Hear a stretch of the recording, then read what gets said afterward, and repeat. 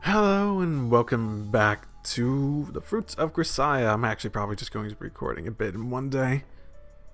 So, these are all up against each other. In case it comes across in a way that if I'm not responding to you, if my commentary doesn't update, then I might just be ahead in recording. It happens, especially if I'm enjoying a game enough that I just want to go one after another at a time. Or do longer sessions, especially when I'm cutting them up into episodes like this, like I can with this. So, I've heard it takes about 3 days to get a cat to take to you. The girl named Arisu Makina got attached to me even faster than that. Yes, this is the same Makina who used to flee the instant she laid eyes on me. I have no idea what changed her mind, but lately it's been quite the opposite. They're approaching me on sight. You don't say. Yeah, true. Wasn't I trying to stay away from close relationships? I feel like I was trying to stay away from close relationships. Not that she's particularly talkative. After small greeting, she tends to just tag along in silence. You want something? Honestly speaking, getting followed around for no reason like this is a little annoying. That said, there's no reason for me to totally shoo her away either. You don't need to go to afternoon class.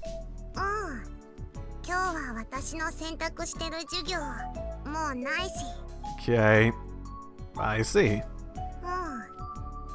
In other words, she's probably just bored and following me around, 'cause reasons.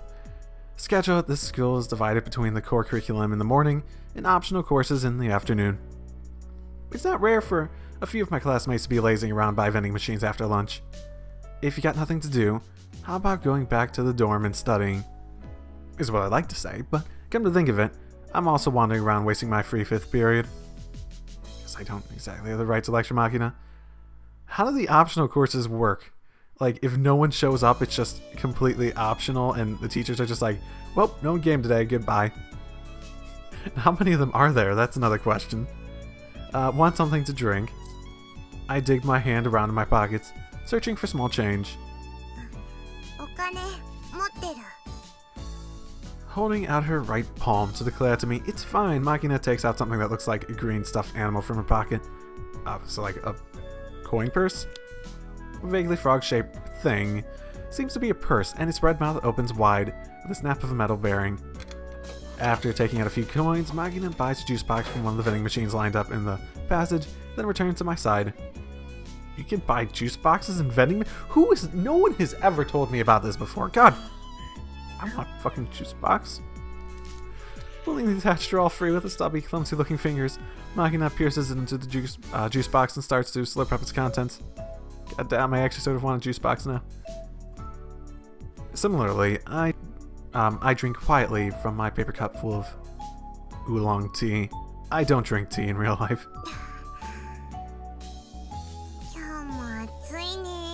Man, you are such a conversationalist. Very true. Now we're just repeating ourselves. Probably evidence that we're both puzzled over how to get a conversation started. Who is it that told me that a man has to break the ice in situations like these? Probably my master. Of course, I'm not confident I could pull that off if I tried. Who do I talk to about with a girl like Makina? I don't know. I haven't gotten a choice in this, so who knows? Stories.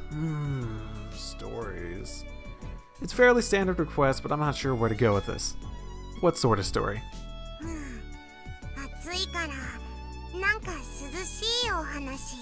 Yeah, I have no idea what that implies. A cool story.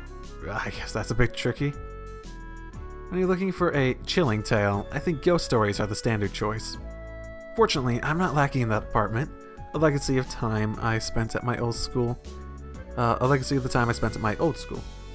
I have gone to school before-ish? Okay. Alright then, this is something I heard from an upperclassman at my previous school. Or maybe he's just being metaphorical and talking about his job like that. Or maybe it wasn't a normal school life and he was actually at a school, but... This is the story of an American soldier who found himself on a southern island in the night flooded with lukewarm rain. The soldier is making his way south of the darkened jungle amid the pelting downpour, following the native trail with 8 companions. Their objective was an enemy anti-aircraft position. The rain had been falling for 2 days straight, leaving the ground swampy as a paddy field. With the moon hidden in the thick storm clouds, the soldiers couldn't even see the back of the comrade, bucking 2 or 3 meters ahead. The squad's nerves were already worn by the suggestive darkness of the night jungle, but the relentless rain piercing through the tree canopy slowly sapping their endurance as well. On top of it all, the rough map they had received from the scouts was vague to the point of uselessness, good for little but further fueling their anxiety. As the squad trudged on in a virtual crawl through the knee-deep mud, it was inevitable that the formation grew increasingly loose. So the American soldier, a sniper bringing up the rear of the column, was desperately struggling to avoid getting separated from the rest of his unit. Eventually he heard a distinctive clacking from a distance in front of him, rising above the sound of the rain. He recognized the sound as the Castaneta platoon leader carried by a means to communicate at night, so in poor visibility conditions where hand signals were impractical. The number of times he clacked indicated an order to halt on the spot. The man dropped to one knee in the muddy water, grasped his rifle to his breast, removed the lens flap from the scope, and shielding it from the rain. An enemy ambush! Lying flat on the spot, the man pressured his strong eye against the gun sight. The back of the soldier in front of him came into view. No shots had been fired yet. Earlier reconnaissance had indicated there were barely any enemy troops or armed guerrillas in this area. If there were enemies here, the odds that they would be scouts and the odds were that they would be scouts, and most likely a fairly small group. As the man rested his chin in the muddy water to watch the jungle ahead, he heard the first sounds of gunfire. The enemy wasn't even 30 minutes away from his squad. They practically bumped into each other.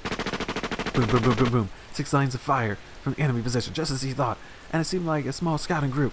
Judging from the rocket's way, they opened fire. This is a ghost story, right? They were probably poorly trained guerrillas who'd panic after encountering their enemy under those unusual conditions.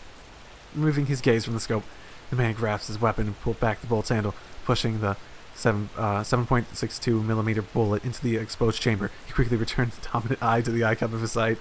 I don't think these details make the story better for its purpose.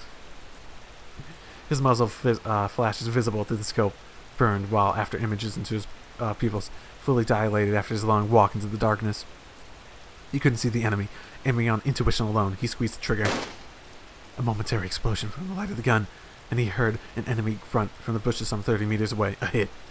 The man took his rifle in both hands and began to crawl on his elbows and knees in search of a new firing position. After moving about 10 meters to his left, he discovered a convenient foxhole that would serve his purpose nicely. When he swung his body into the hole, he found that it was half full of stagnant water, just as he suspected, but that fact barely registered in his mind. More importantly, from a position like this, he could snipe while hidden for a time. Sunk to the waist in the muddy water, he mechanically pulled back his rifle's bolt, squeezed the trigger again and again and again. All of a sudden, he heard a voice from the next foxhole. Since when had that been occupied? "Hey, give me a grenade!" In response, the man took an M67 grenade from the belt, slung it around his waist, and held it out. Safety pin still fixed in place. A white hand reached out from the nearby trench and received it. "Thank you." The man was certain he heard those words, but no matter how long the man waited, his comrade didn't throw the grenade. Maybe the safety pin was bent somehow, and he couldn't get it loose. "Hey, you okay?" As the man was speaking those words, he started to move his head to look at the edge of the encampment. At that moment, a grenade exploded in the next foxhole. No. An explosion at that point-blank range isn't something you should hear. The overpowering waves, a sound unrecognized by your ears as noise.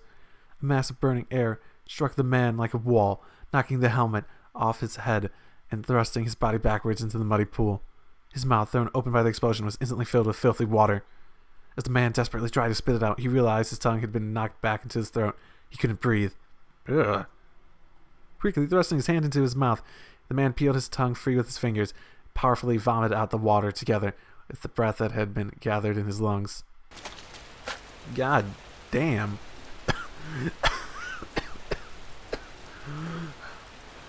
His throat was burning from inhaling the explosion's scorching wind, and he couldn't stop the tears that were pouring down his face. His head felt like it had been taking a direct hit from a fastball made of concrete. His ears were filled with high-pitched ringing. "Hey, you alright? Get together!" Curled up in the muddy water, his head in his hands, the man heard a voice of a comrade. As his eardrums hadn't shattered, he felt himself being dragged out of the foxhole by both arms. "We gotta move. Temporary withdrawal. Can you walk?" To call the man's effort to nod his head. He could see his ears were barely functional. His throat was on fire. He couldn't even speak. The man began to run his hands across the ground in a panic. His comrade knew what he was looking for. The man felt his rifle pressed on his back. Reassured by the familiar feel of his weapon, the man slung it onto his shoulder, his hand still clutching the ground. He fled that place at a crawl. That's a ghost story, yeah? Holy... This is a long story. I wasn't expecting it to be this long. Had 30 minutes passed when the man came to himself. The rain had, ironically enough, finally stopped. His vision had largely recovered. When he looked around, he saw his companions just as filthy with mud. "Hey, Shorty, you still alive?" Sniper was still scurrying around the ground when that voice called to him. It belonged to a black man who joined the army at the same time as him. They had been in the same squad for the training days as well, and the black man was his closest friend in the platoon. His greeting was casual as always. "Give me a break." The man reshouldered his beloved rifle and told his friend about the hand grenade incident. The voice and the next foxhole, the grenade he handed over in response. Moments later, the explosion. The man angrily spat out the details of his brush with death through another's stupidity. The black man listened in silence. When the story was over, after a brief pause, he finally spoke. Hell are you talking about, Shorty?" The black man said his story was impossible. Come to think of it, of course it was. Man was the unit's birdman, the rear guard, the end of the line. Usually the birdman marched 10-20 meters behind the squad. There's no way an ally would have been encamped only 2 or 3 meters away from his position. Even considering the movements to change his firing position, he couldn't have met anyone until the unit broke into retreat. I mean, let's say you're right and some jackass dropped a grenade into his own foxhole. Okay, who was that? The man looked around his surroundings. All 8 of the squad's other members were accounted for, a few of them lightly wounded, but clearly none of them had been on the receiving end of the grenade blast recently. So, how did you give that grenade to? In response to his friend's words, a shiver ran down the man's spine. Dun, dun, dun. Ghost story! After joining the main force and completing his report, the man told a story to a grizzled veteran. The sergeant major had an explanation of sorts for him. That place is right around the site of an old battle where many Americans died. Ooh, among them were many wounded who'd been cruelly, slowly butchered by guerrillas with spears and bayonets, and some who had reached grenades on their waist and pulled out the pin rather than being tortured to death. So in the end, who had taken the man's grenade? Perhaps a lingering spirit, still clinging to the battlefield even in death. Or so the story went. What do you think? Get a bit of a chill?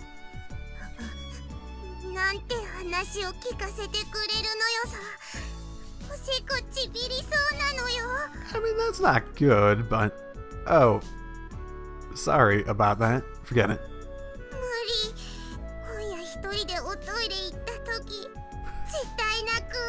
Well, at least the heat's not bothering you anymore. My bad.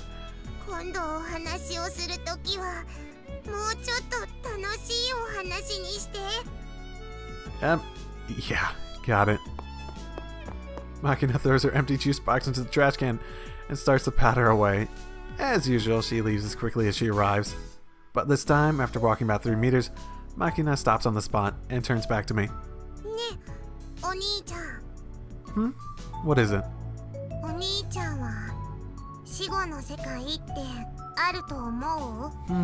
If I were to guess for Yuuji, probably not.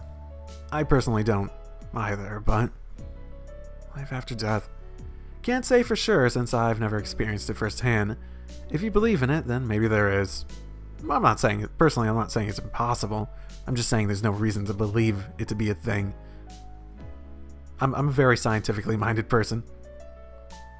In the army, there's a popular story about an afterlife exclusively for soldiers. It's a story you'll find in the armed forces of pretty much any country, in pretty much identical form. If you believe an afterlife is waiting for you, it will be. I'm sure something like that.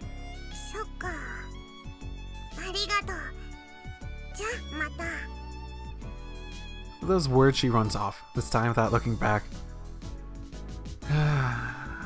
think I said anything particularly interesting, but hearing words of thanks naturally lightens my mood anyway. Drinking up the remaining oolong tea with a gulp, I throw down the empty cup in the trash bin and walk off towards her classroom for the 6th period class. And the classroom, my goodness, that was weird. Spending a lot of time with Makina lately, aren't we? There's a subspecies of woman distinguished by an excessive kind of helpfulness, the burning desire to take care of other people's problems. So Sachi, is this going to be about Sachi? Oh no, Amane. Okay. Within a few days of entering the school, I had a rough idea of what that Amane fit this busy woman role for classification. But I have to admit, I wasn't expecting her to extend her meddling to me quite so quickly. Although I suppose it's inevitable that we'd run into each other a lot since we live in the same dorm, it seems like she's coming to me every free moment and playing the big sister. So I have a big sister and a little sister now, okay.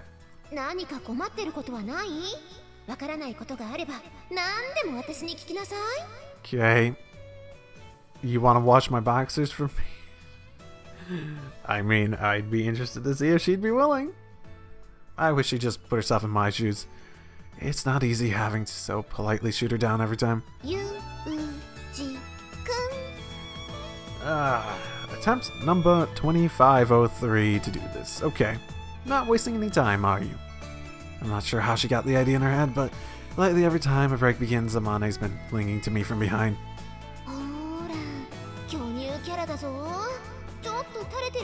My goodness.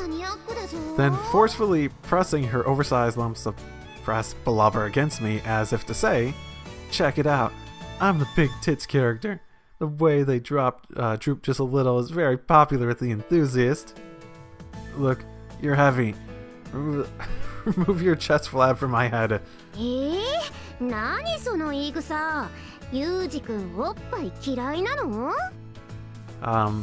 Interesting. I hear the Samika voice so much more when actually editing it over actually going through this. It's interesting. I guess I'm not very good at identifying Japanese voices in the first place.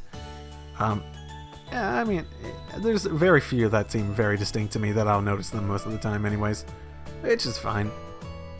Much less so than English at the very least. On the contrary, I'm something of a fan.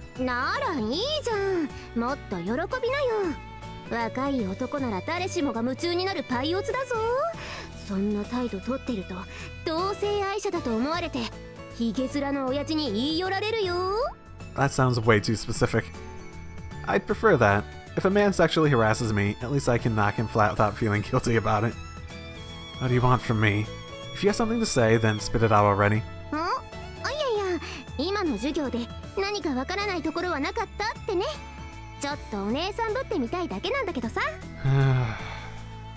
Thanks, sis, but I'm a big boy now. Could you please get lost?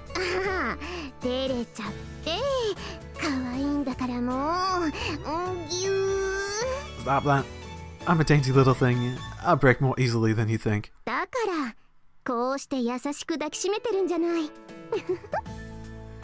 They say a snapping turtle won't release its prey from a bite even if lightning strikes nearby. Amane is a similar beast. When she clings on to me, my only release is the sound of the bell. If this woman kept a pet cat, I'm positive it would go bald from stress within a week. Makina? Maybe that's part of it. I'm not confident my own hair will be safe if I allow these assaults to continue.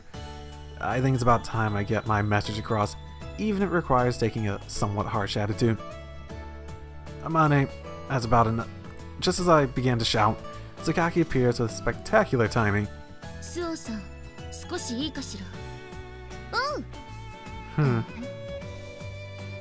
Yumiko grimaces at Amane's response.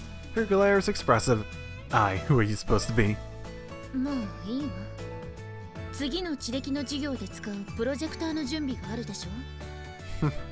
Big sister Ro neglecting her duties.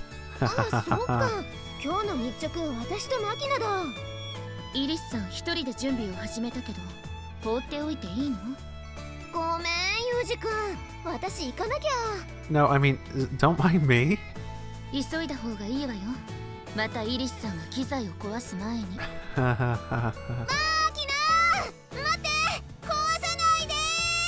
Telling her not to break it probably won't help, but okay. Ah, she finally released me. What a noisy woman. あれ、わざとああしてドタバタして見せているのよ。ネクラだってバレるのがそんなに怖いのかしら。Man, aren't you the one to do a bit of psychoanalysis there? What do you mean? 言葉の通りよ。もう昔のスオーさんのように無駄にうじうじしているよりはマシだと思って私は諦めることにしたわ。Was she like that before I came into the dorm? Or did she change well before I started attending here? You make it sound like you're familiar with her past. Have you known Amane that long? そうね。と言っても知り合ってまだ1年程度だけれど。That's a short time to make such a change in personality. So Amane wasn't always like that. 何？彼女に興味があるの？ I just don't understand the woman. Why does she drape herself all over me like that? 私が知るわけないじゃない。彼女に直接聞いたらどう？ You know she wouldn't give me a straight answer. I did. Just the other day, having stocked up on the necessities for my new dorm life at the local supermarket, I was wandering leisurely around the area in front of the station. あれ、ゆうちゃんじゃん。何してんの？こんなとこで。Don't call me that. なんで？かわいいじゃん。Spare me. I can't get any cuter than I already am. All the other girls will get jealous and start picking on me. そういう言い回し、誰かに似てるって言われない？ Like who? さあ、それより何？お買い物？ You seem like you know way more than you should, honestly, so... Amane pointed the plastic supermarket bag dangling from my hand. ボックスティッシュに乾電池、サラダ油にマヨネーズ、あとはレトルトのカレーにデンタルフロス、それともやし。 Look, you just don't start rifling through my bag.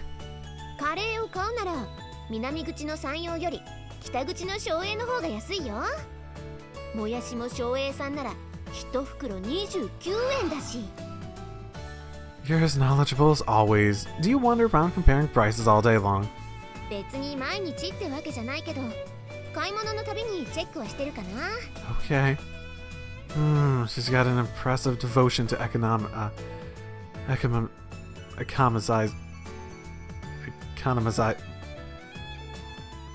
economizing.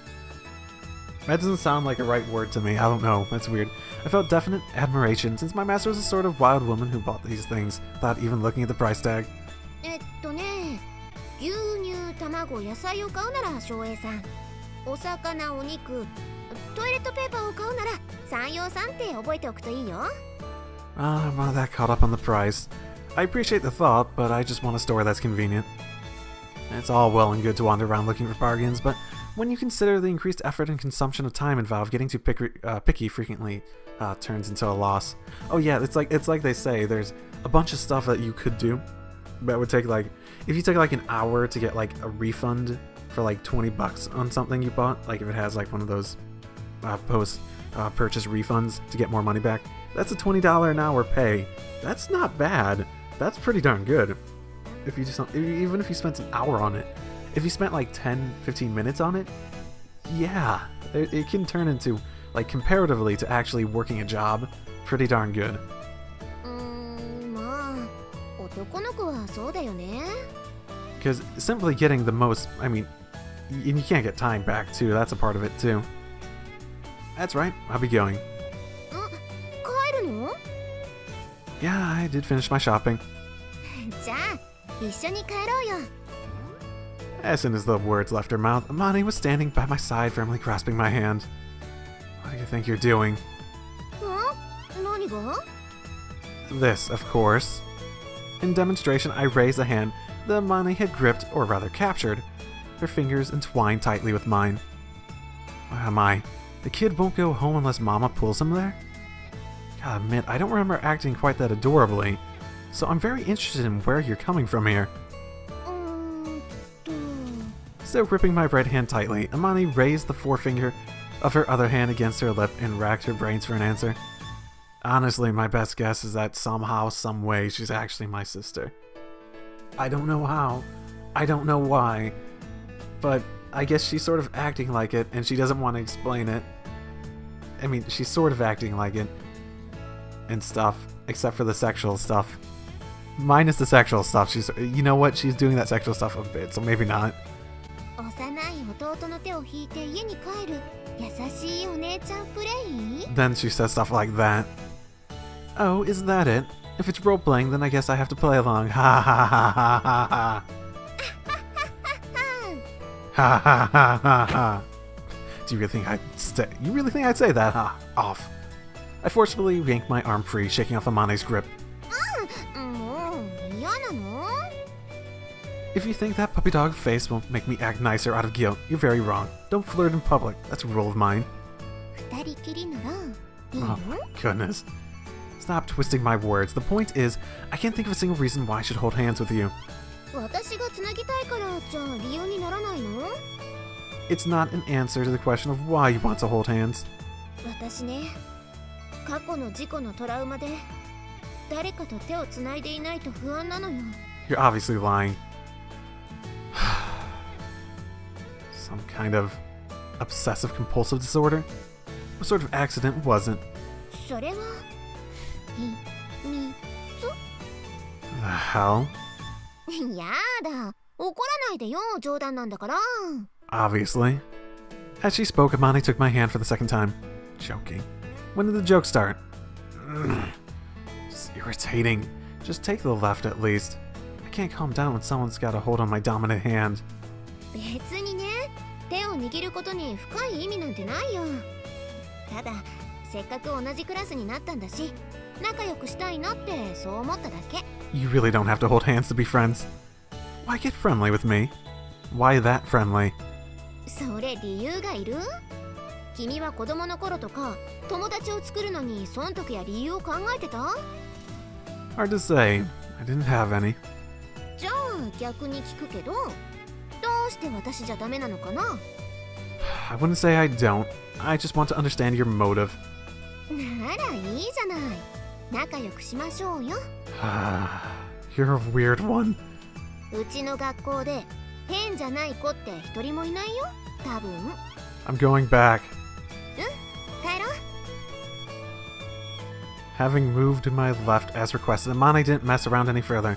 On her way back, she calmly acted her age. Holding hands didn't really seem to be enough to satisfy her, though. Doubts did run through my head. Considering it's only been a few days since we met, she's bizarrely friendly. But still, she is a member of the class full of special cases. Despite her relatively normal facade, Amane must have her own unhappy circumstances. Thus, this hand-holding may well have some meaning for her. で Interesting. 彼女の過去を鑑みるにスキンシップを無下に断るのも気が引けるので Is she lying? You'd have a better idea than anyone at the very least. うやむやのうちに黙認していたら最近富に目に余るほど過剰な接触をするようになってきたと Well, make a detective out of you yet. 何を偉そうに Sakaki, what sort of accident was Amane involved in? 知らないわ Is it true that she was involved in something, or is that just her lying? Is that something you can talk about? Then I'll just leave it alone. そうじゃなくて本当に知らないのよあまり興味もないしでも文字通り交通事故だったという話ね Okay. Well, that does confirm that something really did happen at the very least. If I had to take a guess at what the motivation was, I'd say I'm guessing she must have lost a little brother when she was younger and sort of just wants me to replace that in her life in a way, since I said that I lost my older sister. Car crash, huh? 何でも彼女が乗っていたバスが事故を起こしてそれが原因で心を病んでいるという話を For 聞 her? いたことはあるけれど For... Okay. 手をつなぎたがる癖があるなんて話は過分にして聞いたことがないわね I'd say that's probably just a side effect of it. Why is she so persistent about it? だから知らないのよ彼女視力が悪いようだしそれが原因じゃない Ooh, ouch.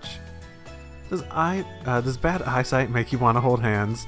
Yeah, I know what she's getting at. さあ視力が未発達な赤ん坊が何でも口に入れて舌で物体の形状や温度を認識するのと同じで Okay, that's not what I thought you were going at, but okay. 何でも触ってみないと落ち着かないんじゃないかしら Plausible theory, but I'm having a hard time buying it in her case. In the first place, are her eyes really that terrible? 知らないわよ興味ないって言ったでしょ But you're interested enough to come here and speak to me about it over all this situation. You seem to be getting quite friendly with me, aren't you? I'm wasting my breath talking to you. 気が合うわね私もたった今あなたとの会話はつまらないと言おうとしていたところよ Okay, okay. I guess we're done here. Or we would be if I hadn't just spotted Kumini Sachi out of the corner of my eye. Hey, Sachi, do you have a minute? はい何でしょう Do you know anything in particular about Amane's past? いいえ私は詳しい話は何も So in other words, nobody knows the whole story. あえて聞くような楽しい話題ではないし Suppose. That's reasonable. 自分から不幸自問ができるほどに回復している学生ならいつまでもこんなところにはいないでしょうしね Is that really the case for everyone here then? True enough. As long as the person in question doesn't want to discuss it, I suppose I shouldn't pry any further. But it does affect me directly, so I should handle it in some way. And in the first place, I'm a little dubious that Amane's past really has anything to do with holding my hand. 何か天音さんが思わず手をつなぎたくなるほどに好かれるようなことをしたのではないですか I don't think it's unconscious. Well, maybe not. Well, that's taking things in a new direction. Specifically, what do you think I did? そうですね例えば天音さんが街でヤンキーに絡まれているところを助けたとか Not that I know of. 雨の日に捨て猫の入った段ボールにそっと傘を置いていったところを見られたとかね Sorry, got interrupted there. So, what's so funny? Whatever, neither rings a bell. I have no memories of us being lovers in some previous life either. そんな記憶があったら気持ち悪いわよこの学園に男の人が転入してくるのは珍しいですし何かこうクラスメイトの男子とそういうデートじみたことがしてみたかっただけなのではないでしょうか That actually makes a sort of sense. You think so? Incidentally, Sachi, does that mean you've had an interest in holding hands and going on a date with me as well? On the ropes. 手をつなぐこと自体は嫌ではないですし俺と手をつなげデートをしろとそう強く命令していただければ絶対に断らないと思いますけど She's the M. I see. Thank you for your valuable opinion. I'll file it under the not helpful in the slightest category. How about you, Sakaki? 私があなたと手をつないでデート Yeah, I'm gonna take that as a no. Right, got it. Got any interest? 困ったわどう答えればあなたを傷つけずに済むのかしら But you want to hurt me, isn't that your entire thing? I get the picture. Thank you so much for your compassion. So in the end, asking around didn't get me anything resembling a clear answer. From what Sakaki says, it doesn't seem like Amane wants to hold hands indiscriminately. The mystery's only deepened. 大丈夫マキナあそこ狭いからぶつけないようにね大丈夫なんで言ってるそばからぶつけるかなあんたは私はそういう生き物なのよさ Just at that moment, Amane enters the classroom pulling Makina by the hand, oblivious to our gossiping. I point my thumb towards the pair, and their connected hands. You said Amane doesn't have a habit of holding hands, right? まあイリスさんは特別手をつないでおかないとふらふらとどこかへ行っちゃうような子だし Sakaki watches Amane and Makina as she speaks. Suddenly, she clasps her hands together as if struck by a burst of insight. あなたあの子と同列に見られているのではないかしら You'd believe that, wouldn't you? Say what? Wait, what? I've been put in the same category. With a kid like this, you'd only half expect to get lost tottering around after a butterfly. What a seriously unpleasant thought. スオさんは面倒見がいいのよ。なんていうか、言葉は悪いけど、きっとダメ男が好きなんじゃないかしら。I appreciate they're probably trying to help, but that's basically an indirect way of saying you look like a hopeless man. ん？そう言ったつもりだけど。Sakaki, could you please stop rubbing salt into the wound without even realizing it? It kinda stings. あら、心外だわ。これでも随分と高評価しているつもりなのだけれど。Mind answering one last question for me? 何かしら。Is there even a single normal person in this school? 言ったでしょ。まともならこんな学園になんていないわよ。あなたを含めてね。Okay, true enough. Don't think you've got some special variety of happiness. Sensing the admonition underneath Sakaki's words, I feel the stirring to something like shame.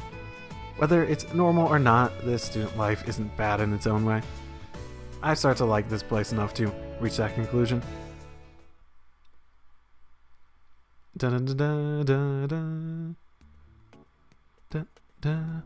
A hobby is a window that gives you a fresh perspective on the world, or so my sister said. But when I was a kid, struggling through a daily life was all about I could handle. I disliked and avoided change, even when it might have brought me something new. So my sister's recommendation was to at least try reading books. That sister of mine was unbelievably a voracious bookworm herself, and she began to push the one she finished onto me. I soon picked up a reading habit, although I didn't find any particular meaning in all of it. My sister is dead now, as are my parents and my master, yet I'm still reading. The sister who taught me to read books, the parents who weren't angry at me when I was reading books, and the master who praised me for reading books, buying me as many as I wanted.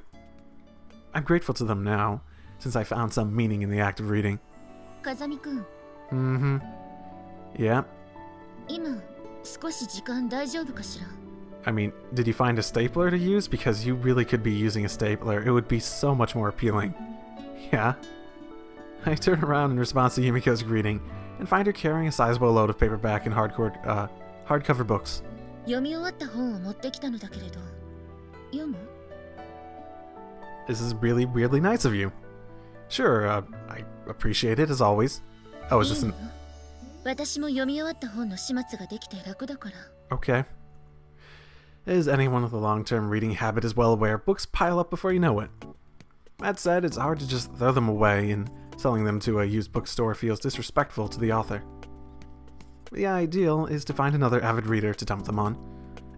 Incidentally, before I came to Sakaki had apparently been pushing these books she finished onto the library, but now she's established her own private shelf in there, full of pleasure reads.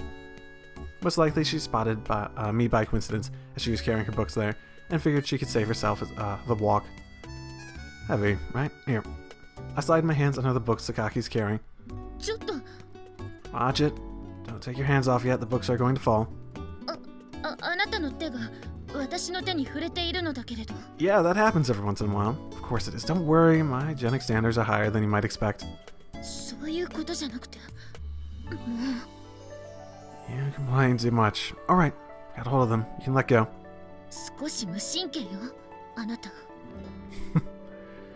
Hypocrite. That's so.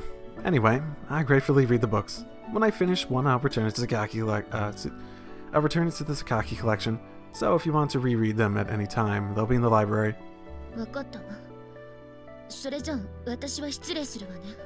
Yep. I take a quick look at the titles of the books I'm holding. Soei-kai, The Decisive Pudding Battle, Kumabata Takaru, Yesterday's Black Cats, Hirohatsuku, The Exit of the Desert. Desert. Probably desert, because it was one S. Professor Takeda's Dinner, An Insolent Woman, Ibalud, Amori, blah blah blah. Though she reads quite a variety of genres and authors, it seems that Sakaki fundamentally likes whodunits. One of the 6 books she passed me, 4 mysteries. Come to think of it, I could easily see Sakaki sitting at a detective's desk using her brains for a living. Flipping open one of the books, I speak towards the shadow of a nearby pillar. Makina, how long do you plan on hiding there? Or Makina. Shoot. I'm not mad or anything. How about you come out? なんで私だってわかったのよさ。 Your aura is too crude. I can sense you even when you're hidden. そんなこと言われたの初めてなのよさ。 I just said that for the hell of it. You were casting a shadow on the floor. I could tell it was you from the height of that shaggy head. 隠れるにしても雑すぎってこと？ Pretty much. Why were you hiding in the first place? 別に隠れてたわけじゃないのよさ。お兄ちゃんとユミちゃんのお話が終わるまでじっと黙ってただけなのよ。 So you don't get along with Sakaki? そういうわけじゃないのよ。でもユミちゃんはきっと私のことあんま好きじゃないと思うのよさ。 What a coincidence. We have something in common. On the other hand, I'm pretty sure Sakaki said something like, I think Risa-san avoids me on purpose. You're in the state of mutual wariness. Well, I suppose that does happen sometimes. Sakaki, a guarded person who doesn't reveal her thoughts easily, and Makina, who feels most secure when she's burrowed her way into someone's heart. Their personal comfort zones may be just incompatible. Well, it's foolish to expect everyone to get along with everyone in the entire world. There's no need to forcibly push these two together, but at the very least, maybe a mutual compromise is called for. I don't think Sakaki dislikes you, Makina, so try not to hate her yourself. だから別に嫌ってないし、ただなんていうか、何を話していいのかもわかんないし。 Try talking about me, that'll be sure to get her blood boiling. I see. むしろ逆に聞くけど、お兄ちゃんはどうやってあの気難しいユミちゃんと年頃な間柄になったの？ Man. Well, it's not like we're particularly close, but we have some common interest in books, so I guess that helps things get started. Of course, I get the idea that Sakaki mostly views me as a little more than a convenient book disposal. After all, it's hard to say you're friendly with someone who scowls so bluntly just because your hands touch. Makina, do you have any hobbies? 趣味？そうね。強いて言えば散歩ぐらい？ That's not gonna work. Solo. 大抵一人で。That's not very good. なんでさ、一人遊びってなんかちょっとエッチっぽくてよくない？ I'm not sure how that helps, but okay. No, also, no. あれ？ At the company I work for, solitary hobbies are fundamentally discouraged. They place a lot of stress on keeping some form of communication with others. When it comes to the interest of the employees, the basics are alcohol, women, and gambling. But it's a bit difficult to own up to that in front of the boss. Therefore, when asked, some of them just come up with a safe-sounding conventional hobby like shogi or go. When the superiors reacted favorably to those answers, the end result of the day was that the hobbies column in the employee survey data recorded an overwhelming number of shogi buffs. Although going with the flow is pretty much the defining Japanese characteristic, it's still something of a pathetic story.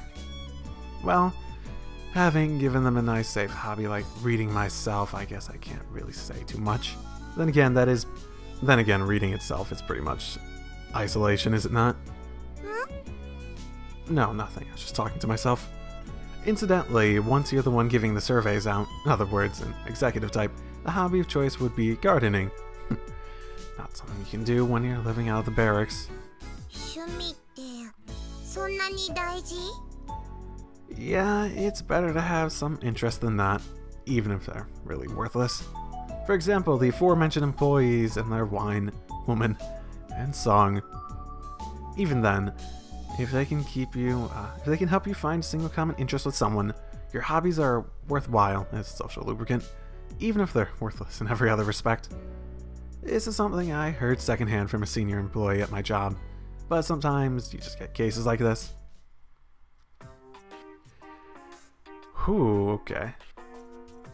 You know what? This is probably a good place to stop for the day. Because if his story is gonna be anything like the other one, this is gonna take a while. Yeah, Amane's a bit of an enigma. I guess everyone has their own, I guess, insanity. It makes me wonder, because you can sort of get where Makina has her abusive past. Amane sounds like she probably lost her brother, and that is trying to replace the brother, maybe subconsciously, even maybe by partly subconsciously, with Yuuji here. Sakaki just seems. She seems sane. I don't know her thing yet. Oh, it's Sachi, definitely something that made her very submissive, I guess, and enjoying. I can imagine, because definitely seems like they're foreshadowing in some pretty bad stuff happening to them. But Mitru, she doesn't really seem like she has the sort of personality that would be immensely based on a previous trauma, but I guess time will tell in that regard. Okay. I'll see y'all next time. Drive safely, everyone.